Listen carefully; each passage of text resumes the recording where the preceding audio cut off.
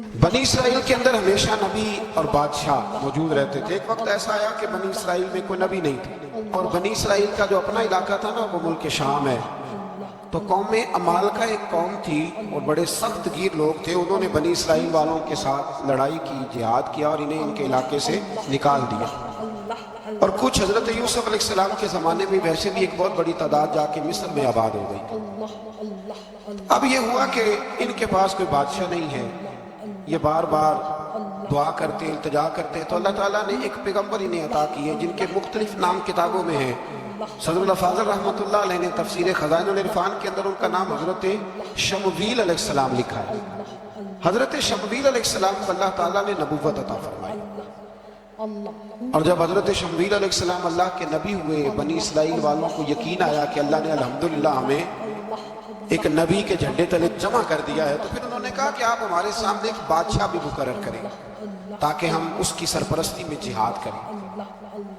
جب انہوں نے یہ بات کی تو اللہ تبارک و تعالیٰ نے حضرت شمویل علیہ السلام کے ذمے لگایا۔ تو ایک اس زمانے میں اللہ کے نیک بندے تھے جناب طالوت علیہ السلام ان کا نام تھا، تو حضرت شمویل علیہ السلام نے انہیں کہا کہ اللہ کریم نے نا تمہارا بادشاہ طالوت کو بنایا ہے، ان کا نام بھی قرآن مجید نے ذکر فرمایا ہے۔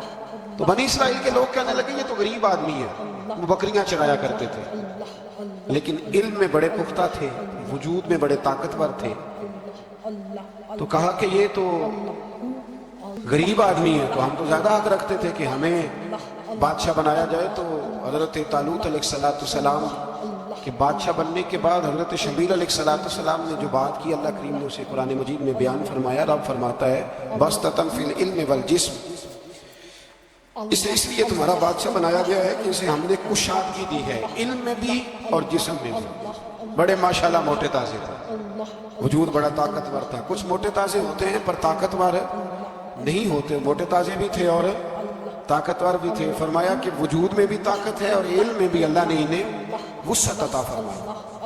تو بنی اسرائیل والے کہنے لگے جی نہیں جی کوئی بندہ اور آ جائے، یہ ہمارا بہت بڑا مسئلہ ہے نا جی، ہر ایک کی مرضی کی نہ تو بات ہو سکتی ہے اور نہ ہر بندہ ہر ایک کی مرضی پر پورا۔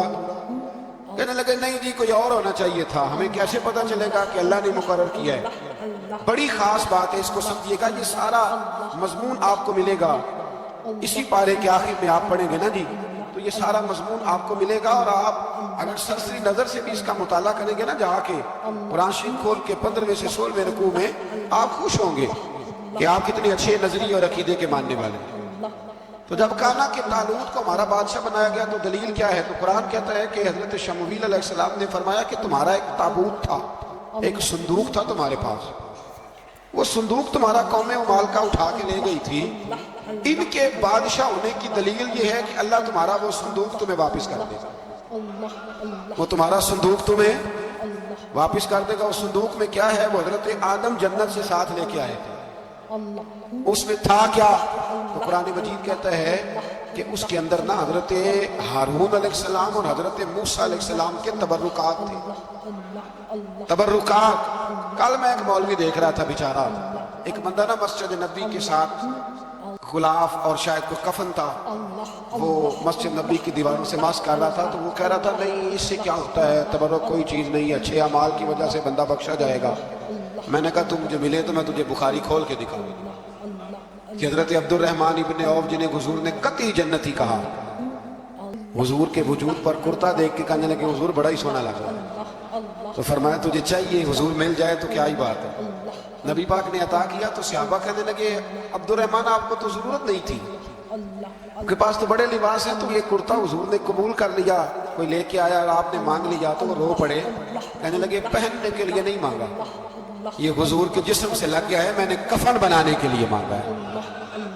تم کہتا ہے حضور کے تبرک میں خیر کوئی نہیں، اور آپ یقین کریں ان لوگوں پہ حیرانگی ہے، ہم نے بھی مرنا ہے نا نہیں، بڑی جلدی قبر میں جانا ہے، وقت کا کچھ پتہ نہیں، لیکن اتنے اندھے ہو کر لوگ چیزوں کو دیکھتے ہیں اور اس تیزی کے ساتھ گمراہی پھیلاتے ہیں۔ مجھے باقاعدہ کسی نے ویڈیو بھیجی اور کہنے لگا یہ دیکھیں کتنی اچھی بات کر رہا ہے، لوگوں کو سمجھائیں، تو میں نے کہا نہیں اس کو سمجھانے کی ضرورت ہے، اور میں نے اس کو دیکھا ہے، وہ جو لال رومال والا میں نے دیکھا ہے، وہ ڈھونڈ ڈھونڈ کے جاہلوں کو پکڑتا ہے، تلاش کرتا ہے، اور اگر کوئی مل جائے بات بتانے والا تو پھر وہ خود پکڑا جاتا ہے، اور کئی دفعہ پکڑا گیا تو نکل گیا ہے۔ اللہ تعالیٰ ہمیں سمجھنے کی توفیق دے، ہم سیانے ہو جائیں تو یہ دور دور تک نظر نہیں آئیں گے انشاءاللہ۔ تو وہ تابوت آئے گا، بنی اسرائیل والوں سے کہا تابوت میں کیا تھا سن لو، اور یہ قرآن مجید ہے۔ آج میری ماننا یہ 15 میں سے 16واں رکوع ضرور ہی پڑھنا کہ وہ آخر تابوت میں کیا تھا، کھولنا ذرا۔ قرآن مجید کہتا ہے کہ حضرت موسیٰ علیہ السلام اور حضرت ہارون کے تبرک تھے، تو تبرک کیا تھے؟ تمام مفسرین نے لکھا ہے کہ حضرت موسیٰ کا ایک کرتا تھا، ایک ڈنڈا تھا، جوتے تھے، اور جناب ہارون علیہ السلام کا امامہ شریف تھا، اور تورات کی کچھ تختیاں تھیں۔ تو اس کا فائدہ کیا تھا؟ اس تابوت کا فائدہ یہ تھا کہ بنی اسرائیل والے جب اپنے دشمنوں سے لڑتے تھے، تابوت سامنے رکھ کے دعا مانگتے تھے، اللہ انہیں کامیابی عطا کر دیتا تھا۔ تو قوم عمالقہ کو بھی پتہ چل گیا کہ صندوق میں کچھ ہے جس کی وجہ سے یہ کامیاب ہو جاتے ہیں، وہ صندوق اٹھا کے لے گئے۔ اب ان کی کم بختی یہ، کم نصیبی یہ کہ انہوں نے جا کے اسے روڑی پہ پھینک دیا۔ جب روڑی پہ پھینکا تو ان کے اندر بیماریاں آ گئیں، وبائیں پھوٹ پڑی، مرنے لگے، وجود پھولنے لگا۔ پھر ان کے دلوں میں بات آئی کہ یہ ہم نے اس صندوق کی بے ادبی کی ہے۔ صندوق میں کیا ہے؟ تبرکات۔ ہمیں کہتے ہیں یہ نالین کا نقشہ کیوں لگایا ہے؟ تمہارے تو بزرگوں کا عقیدہ ہے سر پہ رکھنے کو مل جائے اگر نقش نہ لے پا کے حضور تو پھر کہیں گے کہ ہاں تاجدار ہم بھی ہیں۔ تو کہا کہ اس کے اندر یہ تبرکات تھے، انہیں بھی سمجھ میں آئی، تو انہوں نے نا بیل گاڑی منگائی اور وہ صندوق اٹھا کے اس کے اوپر رکھ دیا۔ اب کیا ہوا؟ قرآن کہتا ہے کہ فرشتوں نے نا اس صندوق کو وہاں سے اٹھایا۔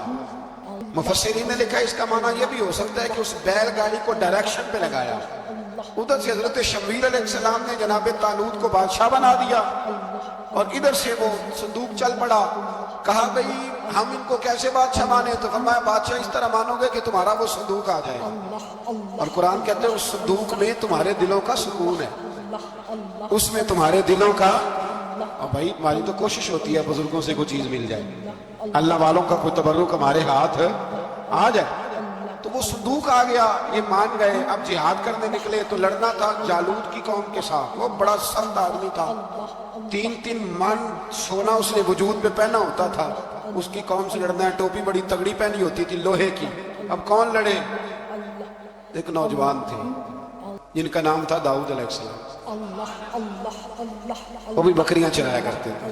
اور جن دنوں حضرت طالوت نکلے نا اپنی قوم کو لے کر جالوت کے خلاف لڑنے، تو حضرت داؤد بھی شامل ہو گئے۔ اللہ جب کسی کو نوازتا ہے نا تو پھر خاص ہی کرم نوازی کرتا ہے۔ مفسرین نے لکھا جب یہ جا رہے تھے نا، وہاں جا رہے تھے تو رستے میں انہیں 3 پتھر مل گئے، انہوں نے وہ تینوں پتھر اٹھا لیے۔ اس زمانے میں پتھر پھینکنے کے لیے چھوٹی چھوٹی لوگوں کے پاس چیزیں ہوا کرتی تھی، اس کو کوپھن بھی لوگ کہتے تھے، منجنیق، اس کو سامنے رکھ کے پھر بنائی گئی۔ تو آپ کے پاس بھی وہ آلہ تھا جس سے دشمن پر پتھر مارے جاتے تھے، آپ وہ مشین لے کر، وہ آلہ لے کر وہاں پہنچے ہوئے تھے، 3 پتھر آپ کے پاس تھے۔ آپ فرماتے اسے میں بڑا بیمار تھا، اتنا بیمار تھا کہ میرا رنگ پیلا ہو گیا۔ اب وہ جالوت کے سامنے کوئی نہیں جاتا تھا، تو جناب طالوت کہنے لگے کہ جو جالوت کو مارے گا نا، یعنی ان کے بادشاہ کو اس قوم کے، تو میں اسے اپنی آدھی سلطنت بھی دے دوں گا اور اپنی بیٹی کا نکاح بھی اس کے ساتھ کر دوں گا۔ دیکھیں اللہ نوازتا ہے تو کس انداز میں نوازتا ہے۔ تو حضرت داؤد کہتے ہیں وہ دور کھڑا تھا تو میں نے نا 3 پتھر مارے۔ بھئی ہمت کرنا تو ہمارے ذمہ ہے کہ نہیں؟ میری ملت کا جوان کہتا ہے میں نے کرنا کرانا کچھ نہیں، یعنی اگر آپ کہیں نا کچھ کرو تو پھر وہ کوئی کام کرنے کی مطلب معاملہ۔ وہ مجھے کل ایک سنگی کہہ رہے تھے، کہنے لگے جی اللہ کے فضل سے کچھ بھی نہیں کرنا پڑا، مرشد نے نظر کر دی۔ میں کہا میں نے مل گئی تو میں انہوں نے سمجھاواں گا کہ کچھ کرا کے نظر کرے آپ، کیونکہ میرے وہ دوست ہیں، میں انہیں جانتا ہوں۔ نظر میں بڑا کچھ ہوتا ہے لیکن اللہ بھی تو بندے پہ بڑی نظر رحمت کرتا ہے نا۔ لیکن کہتا ہے 5 نمازیں پڑھ، رمضان کے روزے رکھ، زکوٰۃ فرض ہو تو ادا کر، یہ سارے کام کر، سچ بول، دیانتداری کر، پھر میں اپنے فضل سے تجھے جنت عطا کروں۔ تو یہ جو رویہ ہم نے بنایا یہ درست نہیں۔ تو فرماتے ہیں 3 پتھر میں نے مارے، اللہ نے اتنا فضل کیا کہ وہ بھی مر گیا، اور اسے چھو کے میرے پتھر آگے بڑھے تو اس کی فوج کے 30 آدمی بھی مر گئے۔ 3 پتھروں سے 31 بندے اللہ نے مار دیے۔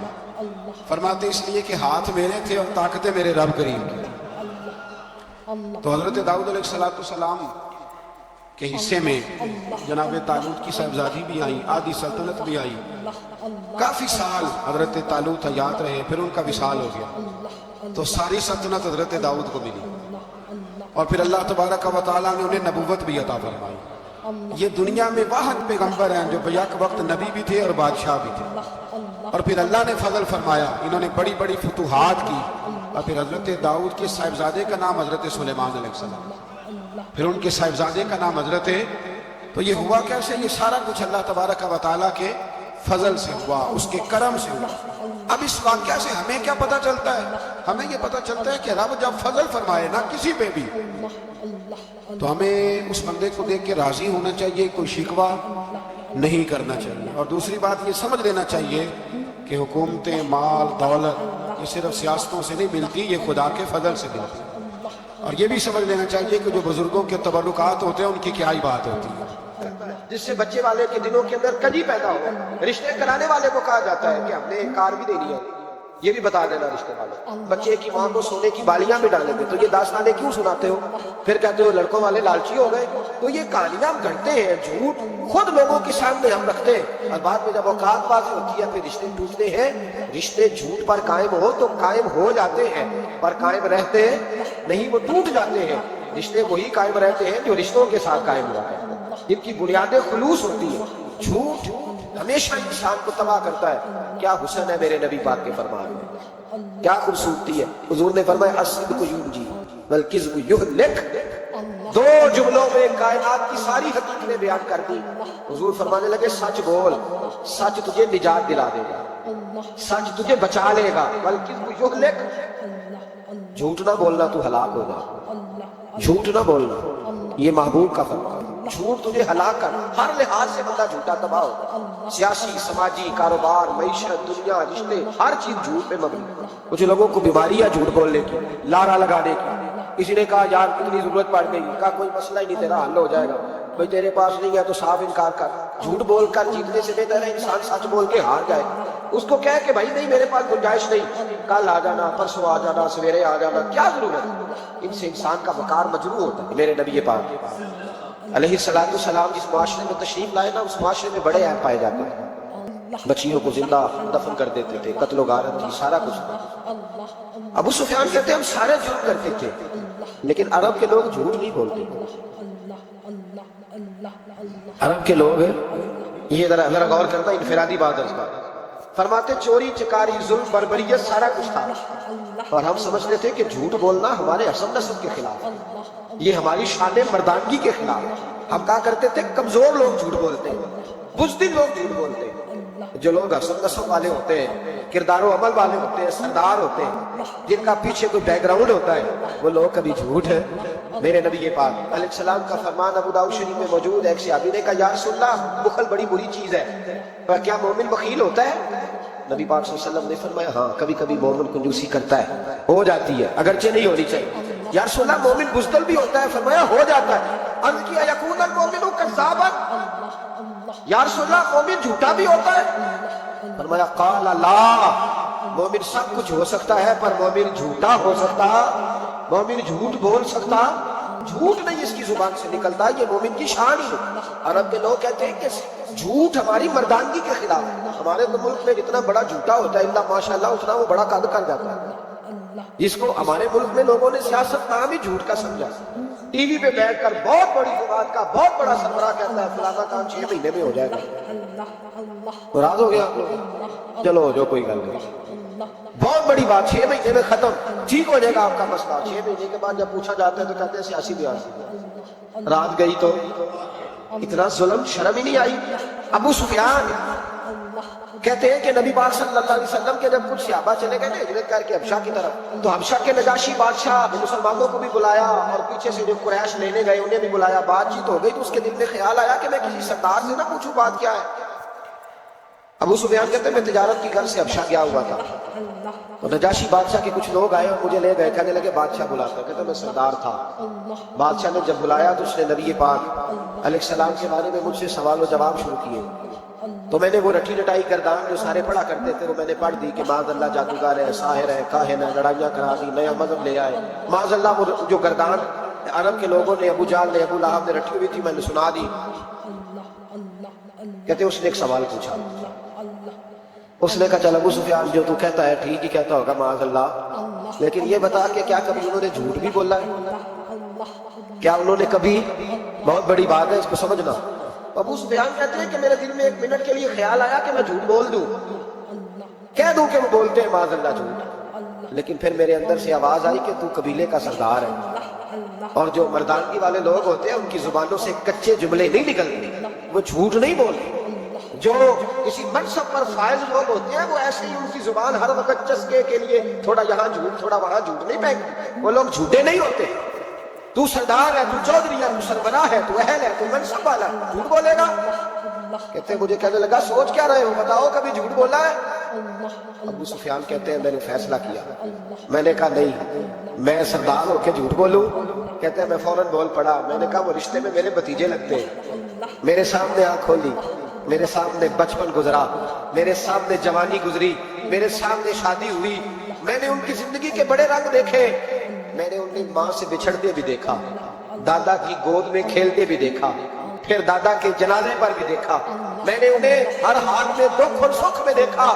کہنے لگا نجاشی سارے اختلاف اپنی جگہ پر میں نے اس رسول کو اس وقت بھی دیکھا جب مکے کے لوگ ہتھیلیوں پہ اٹھاتے تھے، اور آج بھی دیکھتا ہوں جب لوگوں نے پتھر اٹھائے ہوئے ہیں، میرا بھتیجا بھی ہے، میرا اپنا بھی ہے، میرا رائے کا شدید اختلاف بھی ہے، لیکن میں جھوٹ نہیں بولوں گا۔ وہ میرا بھتیجا دکھ میں ہو یا سکھ میں ہو، وہ آسانی میں ہو یا تکلیف میں ہو، امیر کے پاس بیٹھے یا غریب کے پاس بیٹھے، اس کی زبان سے جب بھی نکلتا ہے حق اور سچ ہی نکلتا ہے۔ اس نے زندگی میں کبھی جھوٹ بولا؟ اسیر دشمن کی چاہ میں بھی، مخالفوں کی نگاہ میں بھی امی ہے، صادق ہے، معتبر ہے، میرا پیغمبر عظیم ہے، میرا پیغمبر عظیم تر ہے۔ نہ ان کی زبان سے کبھی جھوٹ نکلا، کبھی نہیں نکلا ان کی زبان سے جھوٹ۔ تو کہتے ہیں اب نجاشی نے فیصلہ سنایا، نجاشی نے بات کی، فیصلہ سنایا تو کمال کر دی۔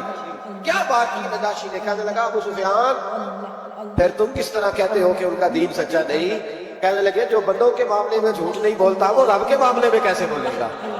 جو بندوں کے معاملات میں جھوٹ نہیں بولتا ان سے یہ توقع کیسے رکھتے ہو کہ وہ اللہ کے معاملے میں جھوٹ بولیں گے؟ فرمایا مان کیوں نہیں جاتے کہ اگر وہ بندوں کے حق میں سچے ہیں تو اللہ کے پیغام کے حق میں بھی سچے ہیں۔ سچائیاں حسن ہے، سچائی حسن ہے، سچائی ایک خوبصورتی ہے، سچائی تیرا وقار ہے۔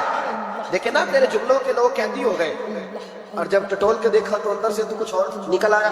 کل تو کچھ کہہ رہا تھا، سویرے اٹھ کے تو کچھ کہہ رہا، تیرے لفظ کچھ ہے، تیرا رویہ کچھ اور ہے۔ زندگی میں یاد رکھنا کسی بڑے کی خوشامد کر کے کبھی اسے محبت نہ ڈالنا۔ جھوٹ بولتے ہیں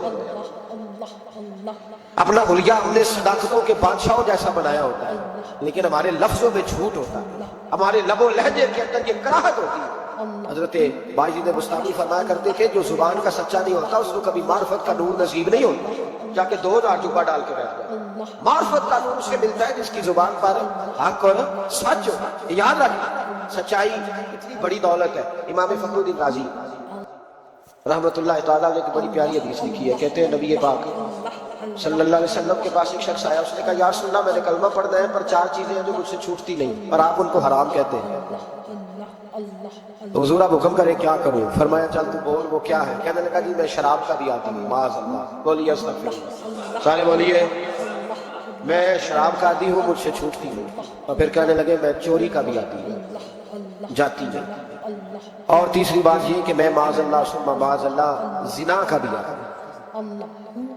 اور چوتھی میرے اندر بیماری ہے کہ میں جھوٹ بہت بولتا ہوں، یہ عادتیں چھوٹتی نہیں۔ میں ان کے ہوتے ہوئے کلمہ کیسے پڑھوں؟ آپ کے دین میں یہ شدید بری چیزیں اور مجھ سے چھوٹتی نہیں، تو کیا حکم ہے؟ میرے محبوب علیہ السلام کو اللہ نے بڑی حکمت عطا فرمائی، بڑا نوازا ہے نبی پاک۔ حضور نے بڑے خوبصورت جملے کہے، فرمایا ایک سودا کر دے میرے ساتھ۔ عرض کی حضور حکم ہو، فرمایا 4 میں سے ایک چھوڑ دے، کلمہ پڑھ لے، سودا کر لے۔ کہا حضور حکم کرے کون سی؟ صحابہ کہتے ہیں اب ہم گھوم رہے تھے کہ یہ کیا بات ہے، 4 چیزیں حرام میں قطعی ہے۔ حضور کہتے ہیں ایک چھوڑ دے، میں ایک وعدہ کر۔ کہا یا رسول اللہ حکم کرے۔ تو صحابہ کہتے ہیں جب حضور نے کہا نا ایک چھوڑ دے تو ہم پھر تجزیہ کر رہے تھے کہ شراب بڑی گندی ہے، زنا بڑا گند ہے، چوری کسی کے حق میں ڈاکہ ہے، ظلم ہے، لیکن میرے نبی پاک علیہ الصلوۃ والسلام نے کیا خوبصورت فرمایا، فرمایا چل تو جھوٹ چھوڑ دے. کیا چھوڑ دے؟ اللہ اکبر. فرمایا جھوٹ چھوڑ دے. عرض کی باقی؟ فرمایا باقی اللہ فضل کرنے والا ہے، تو جھوٹ چھوڑ دے. اب لوگ کہتے ہیں کہ ہم حیران تھے کہ اتنی گندی چیزیں، شراب بھی، زنا بھی، چوری بھی، اور حضور نے صرف جھوٹ چھڑوایا ہے. وہ سردار کہتا ہے میں گھر گیا، شراب کی بوتل پہ ہاتھ ڈال دے گا، دل میں خیال آیا شراب پی کے صحابہ کے مجمع میں جاؤں گا. تو اگر کسی صحابی نے پوچھا کہ تو نے شراب پی ہے، جھوٹ بولوں گا تو نبی پاک کے وعدے کا کیا بنے گا، اور سچ بولوں گا تو اس محفل نور میں بیٹھوں گا کیسے شراب پی کے. کہتے 2-3 دفعہ ہاتھ بڑھایا پر مزہ نہیں آیا، میں نے پٹکی دیوار کے ساتھ بوتل، میں نے کہا یہ تو گئی، یہ نہیں پیوں گا آج کے بعد. کہتے پھر میں باہر نکلا اس عورت کے پاس رات گزارنے جہاں منہ کالا کرنا تھا. کہتے ہیں جب پہنچا تو اس نے پہلا سوال پوچھا، کہنے لگی سنا ہے تو کلمہ پڑھ گیا؟ کہتے ہیں بس وجود چکنا چور ہو گیا. او میرے دوستو، لوگ پوچھتے تو ہیں نا تو کس کا بیٹا؟ ہاں ہاں او سنگیو، لوگ پوچھ لیتے ہیں تو کس استاد کا شاگرد ہے. اور یارو یاد رکھو، تیرا حلیہ دیکھ کے لوگ پوچھتے ہیں تو کس مرشد کا مرید ہے. یاد رکھ، اپنے لیے نہ صحیح کسی کی عزت کے لیے صحیح، اپنے لیے نہ صحیح کسی کی عزت کے لیے. تو کسی کے لیے ہی بدلتا جا، تو کسی کا ہی خیال کر جا، چل کسی اور کے لیے اپنے آپ کو تبدیل کر جا. اپنے لیے نہ صحیح دیکھ، تو کسی اور کے لیے ہی بدل جا. اب میری کسی اور سے بھی نسبت ہے، لوگ کسی اور کے ساتھ مجھے منسوب کرتے ہیں، ان کا دیوانہ ہوں، ان کا مجذوب ہوں. یا یہ کم ہے کہ میں ان سے منسوب ہوں. کہا اس بی بی نے، کہنے لگی سنا ہے تو کلمہ پڑھ گیا ہے. کہتے ہیں بجلیاں دوڑ گئی. میں نے کہا اگر جھوٹ بولوں تو حضور کے وعدے کا کیا بنے گا؟ بابو نے کہا جھوٹ نہیں بولا، اگر سچ بولوں تو پھر اس کے قریب کیسے جاؤں؟ کہتے وہاں سے بھی لوٹ آیا. اب میری زنا کی عادت بھی گئی. اگلی شام ہوئی تو سامنے مال پڑا تھا ایک آدمی کا، وہ آدمی کاف انداز پہ ہاتھ ڈالنے لگا تو دل میں خیال آیا یہ سویرے تفتیش بھی کرے گا. اگر پوچھتا کہا گیا کہ تو نے تو نہیں چوری کی تو جھوٹ تو میں بول نہیں سکتا، حضور سے وعدہ کیا ہے، اور سچ بولوں گا تو میری آبرو کیا بچے گی. کہتے شام ایک دن میں گیا، اگلے دن کی شام ہوئی تو صرف سچ کی عادت اپنائی. میرا زنا بھی گیا، میری چوری بھی گئی، میری شراب کباب بھی گئے. کہتے ہیں تیسرے جا کے دروازہ رسول پہ بیٹھا، صحابہ باقی اپنا کام کرتے رہے، میں صرف مصطفیٰ کا چہرہ تکتا رہا. میں بس چہرہ تکتا رہا. دیر ہو گئی تو ایک صحابی کہنے لگے کیا دیکھ رہے ہو؟ تو میں نے کہا اس رسول کا کمال دیکھ رہا ہوں، اس محبوب کا کمال دیکھ رہا ہوں. ایک جھوٹ چھڑوایا ہے تو رب کریم نے مجھے سارے تقوی عطا فرمائے. یہاں تو جھوٹ کے پلندے پیروں نے ڈیوٹیاں لگائی ہوئی ہیں مریدوں کی، جاؤ کرامتیں بیان کرو، سناؤ، فیس بک پہ دو. جیڑے محرم راہ حقیقت دے اور آج حقیقت کھول دے نہیں. اے جنہ ویکھیا نہیں وہ کرن گلاں، جنہ ویکھ لیا وہ بول دے ہی نہیں. یہ جھوٹ کا پلندہ لے کر کے تو پھر رہا ہے، اس کو سنبھال کے رکھ. سچائی انسان کو جوان رکھتی ہے، سچائی آدمی کو بڑا کرتی ہے، سچائی اس کے رشتے قائم رکھتی ہے.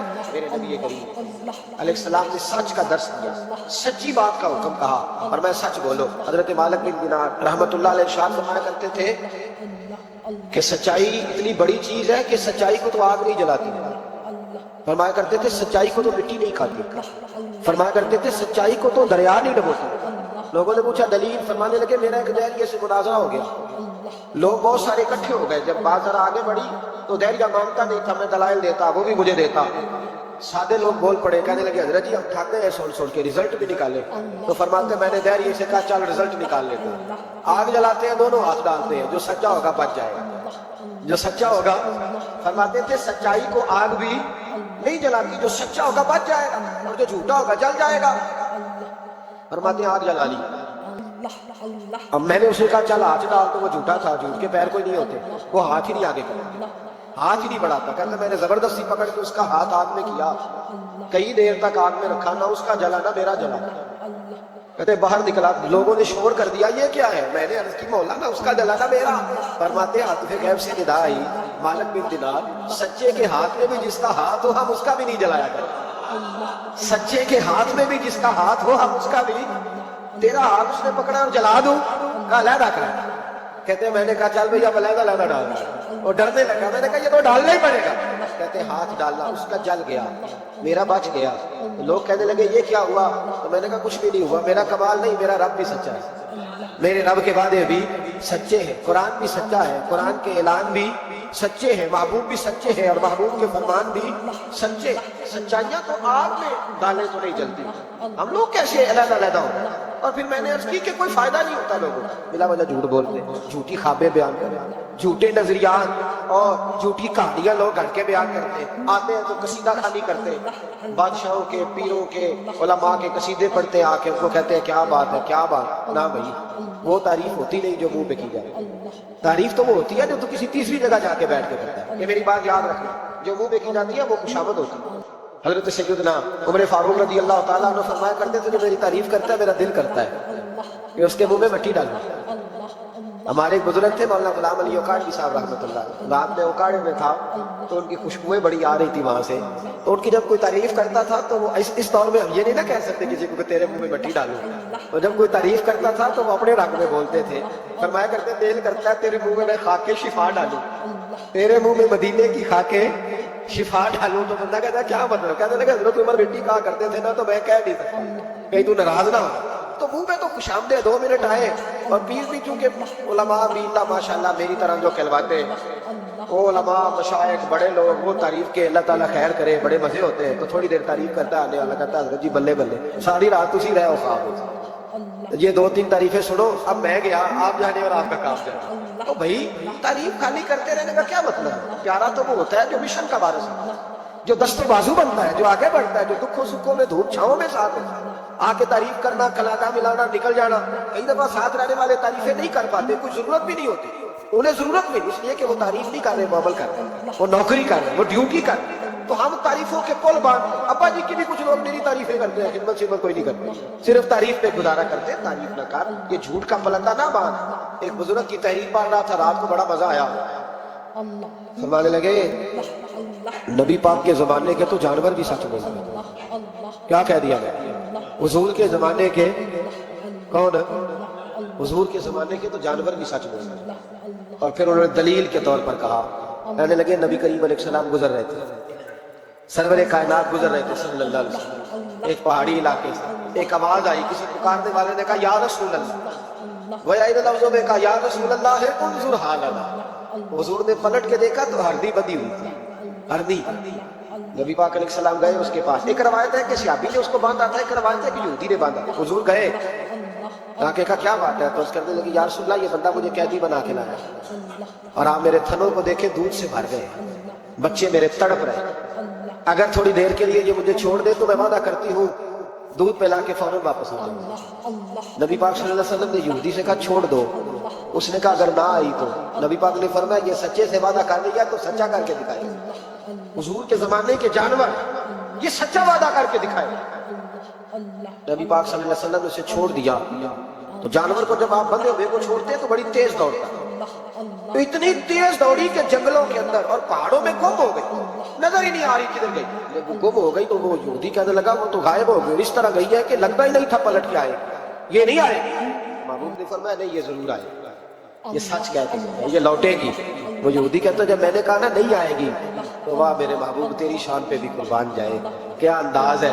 حضور چارپائی پہ اس کے پاس بیٹھ گئے، فرمایا چل میں بیٹھتا ہوں بطور گارنٹڈ کے، میں بیٹھتا ہوں، آئے گی تو میں جاؤں گا، یہی بیٹھا ہوں۔ وہ کہتے ہیں حضور بیٹھے رہے، شام ڈھلنے لگی، میں نے کہا کوئی نہیں آئی، فرمایا فکر نہ کر آئے گی۔ کہتے تھوڑی ہی دیر گزری تو وہ لہراتی ہوئی آئی، وہ دوڑتی ہوئی آئی، پہلے آ کے اس نے حضور کے قدم چومے، سجدہ کیا، اور پھر وہ شکریہ ادا کر کے واپس گئی، جہاں رسی بندھی ہوئی تھی اس کے پاس جا کے بیٹھ گئی، کہنے لگی مجھے باندھ دو، میں وعدہ کیا تھا۔ تو نبی کریم علیہ السلام نے فرمایا جا اسے جا کے باندھ، اس نے باندھ لیا تو حضور فرمانے لگے چل میرے ہاتھ بیچ دے۔ نرخ بازار محبت کا انوکھا ہو گیا، خود خریداروں میں شامل آ کے مولا ہو گیا، کہا بیچ دو میرے ہاتھ، میں خرید لیتا ہوں۔ اس نے کی حضور نہیں میں نے نہیں بیچنا، کہا کیوں؟ عرض کرنے لگا یا رسول اللہ اسے نہیں بیچنا، میں نے اپنا بیچنا ہے، مجھے کلمہ پڑھا، مجھے مسلمان ہونا ہے، اور جب میں غلام ہوں تو میری ہر شے آپ کی ہے۔ میرے رسول پاک علیہ السلام نے اسے آزاد کر دیا۔ امام زرقانی فرمایا کرتے تھے تو سچ بولے گا تو آزاد ہو جائے گا، جھوٹ بولے گا تو قیدی رہے گا۔ حضور نے اسے سچ کی برکت سے آزاد کر، الصدق ینجی، سچ تجھے نجات دلاتا، سچ تجھے بچا لیتا، سچائیاں انسان کو زندہ رکھتا۔ آپ دیکھ لیں اس ملک کے اندر کتنے سیاستدان آئے پھر وہ گزر گئے، اللہ جانے کہاں گئے، بیوروکریٹس آئے گزر گئے، جو لوگ سچ بولتے ہیں وہ قائم رہتے ہیں، جن کے افکار میں سچائیاں تھیں، جن کے کردار میں گفتگو میں سچائیاں تھیں وہ موجود ہے۔ زمانہ سارا گزر جائے گا لیکن حضرت خواجہ معین الدین اجمیری کا مزار چمکتا ہی رہے گا۔ دنیا کہیں سے کہیں پہنچ جائے پر بابا فرید الدین کی شان میں کمی آ سکتی نہیں۔ اور سارے لاہور میں جب سناٹا چھا جاتا ہے تو داتا علی اجمیری کے مزار پر اس وقت بھی قرآن پاک کی تلاوت ہو رہی ہوتی، جو سچ لے کے آئے اور جنہوں نے سچائیاں بکھیری، ان کا کمال یہ دیکھو کہ آج بھی وہ چمک رہے، سچائیاں باقی رہتی ہیں۔ ہمیں تو قرآن پاک نے حکم دیا، یا ایھا الذین آمنوا اتقوا اللہ وکونوا مع الصادقین، اللہ سے ڈرو اور سچوں کے ساتھ رہا کرو، جھوٹوں سے جرانے نہ لگاؤ، جھوٹے لوگوں کے ساتھ تعلقات نہ بناؤ، سچوں لوگوں کے ساتھ رہو، سچائیوں کا ساتھ دو، سچ ہمیشہ اپنے دامن میں رکھو۔ میرے نبی پاک صلی اللہ علیہ وسلم کے ایک صحابی تھے تو کاغذ قلم لے کے بیٹھتے تھے۔ اب تو ہمیں علم کی قدر نہیں ہے نا، بڑی بڑی حسین باتیں ہوتی ہیں پر وہ 2-4 گھنٹے سننے کے بعد بھول جاتی ہیں، چونکہ محفوظ کرنے کا معیار ہی نہیں، طبیعت ہی نہیں۔ تو وہ صحابی جب حضور کی بارگاہ میں آیا کرتے تھے تو کاغذ قلم لے کے آتے تھے، محبوب جو بھی ارشاد فرماتے لکھ لیتے۔ کچھ لوگوں نے ان سے کہا کہ یار حضور کی طبیعت مبارک کبھی جلال میں، کبھی جمال میں، کبھی خوش طبی میں، کبھی کسی طرح تو ہر شے لکھ لیتا ہے، دیکھا کر جب حضور تربیت کے انداز میں اور لوگوں کو سمجھانے کے انداز میں بات و نصیحت کر رہے ہو اس وقت لکھا کر، جب کسی سے انفرادی گفتگو ہو رہی، صرف فقط ایک شخص پر فوکس ہو، ایک سے بات ہو رہی ہو تب نہ لکھا کر، جب اجتماعی طور پر کوئی دستور کوئی منشور دیا جائے تب لکھا کر، تو ہر بات لکھتا ہے۔ وہ کبھی مسکرا کے بات کرتے ہیں کبھی جلال میں۔ اس نے کہا یار تیرا فلسفہ تو ٹھیک ہے، لکھنا چھوڑ دیا۔ کہتے ہیں اگلی شام میں بغیر کاغذ قلم کے آیا تو محبوب علیہ السلام نے فرمایا تیرے کاغذ پینسل کدھر ہے؟ تیرا کاغذ پینسل کدھر ہے؟ مجمع میں بیٹھے لوگ سمجھتے ہیں شاید سامنے والے کو اتنے لوگوں میں خبر نہیں، لیکن جو تاڑنے والے ہیں وہ قیامت کی نظر رکھتے ہیں، وہ خبر ہوتی ہے کہ کہاں کیا ہو رہا ہے۔ کس میرے حضرت صاحب فرمایا کرتے تھے ہم تو بات کرتے ہیں تو کئی دفعہ سمجھ آ جاتی ہے چہرے کا اثر دیکھ کے کہ اب یہ سوچ کیا رہا ہے، اب یہ کیا اندر کھچڑی پکا رہا ہے، یہاں تک اللہ والوں کو سمجھ آتی ہے۔ کہتے ہیں نبی پاک علیہ السلام نے جب پوچھا نا کاغذ قلم کہاں ہے تو میرے آنسو ہی نکل گئے۔ میں نے کہا اس کا مطلب ہے کہ میرے محبوب کی مجھ پہ نظر رہتی ہے، آتا ہے کس طرح آ کے بیٹھتا ہے، کیا اس کا انداز ہے، حضور کو پتا ہے۔ فرماتے ہیں میں رو پڑا، کاغذ قلم کدھر ہے؟ یا رسول اللہ صلی اللہ علیہ وسلم، کچھ لوگوں نے کہا تھا کہ حضور کبھی جلال میں، کبھی جمال میں، کبھی انفرادی گفتگو کرتے ہیں تو ہر شے لکھتا ہے، خاص خاص موقع کے بعد وہ نصیحت لکھا کر۔ فرماتے ہیں میرے نبی پاک علیہ السلام نے فرمایا اکتب اکتب اکتب، تو لکھا کر لکھا کر لکھا کر، میں کسی حال میں بھی ہوں، کسی رنگ میں بھی ہوں، کسی موقع پر بھی ہوں، میرے منہ سے جو بھی نکلتا ہے حق اور سچ ہی نکلتا ہے، کسی موقع پر بھی کوئی بات خلاف واقعہ نکلتی۔ مدینہ شریف میں حاضری دینے کے حوالے سے ایک شخص نے تحقیق کی اور اس کی ریسرچ آئی تو اس نے کہا کہ میں سوچتا تھا لوگ سب سے زیادہ کہاں روتے ہیں، تو لوگ سب سے زیادہ مدینہ شریف جا کے روتے ہیں، بڑا روتے ہیں، بڑی امید ہے سرکار قدموں میں بلائیں گے، کرم کی جب نظر ہوگی مدینے ہم بھی جائیں گے، اور اگر جانا مدینے میں ہوا ہم غم کے ماروں کا تو مکینے گنبد خضرا کو حال دل سنائیں، وہاں جا کے لوگ روتے تڑپتے۔ اب آپ شک پیدا کر دیں کہ پتہ نہیں حضور حیات ہیں معاذ اللہ کہ نہیں، تو اعلیٰ حضرت نے 2 قسمیں اٹھا کے کہا تو زندہ ہے واللہ، تو زندہ ہے واللہ، بس میری چشم عالم سے چھپ جانے والے تو زندہ ہے معبود، اور اس پر دلائل دیے۔ تو میرے عزیز انہوں نے ہمارے عقیدے پکے کیے، پھر بھی اگر کوئی کچی پکی باتیں کرے، سویرے کچھ کہے، دوپہر کچھ کہے، شام کچھ کہے، تو وہ بندہ کمزور پڑا ہے، ورنہ ہماری فکری قیادت نے ہمیں دلائل سے، کتب سے، حوالہ جات سے مزین کیا۔ تیسری بات اعلیٰ حضرت بریلوی کہتے ہیں علم کا شوق پیدا کرنا۔ اعلیٰ حضرت خود مرید ہیں ایک سلسلے میں، اور مرید اس طرح کے کہ غلامی والے مرید ہیں۔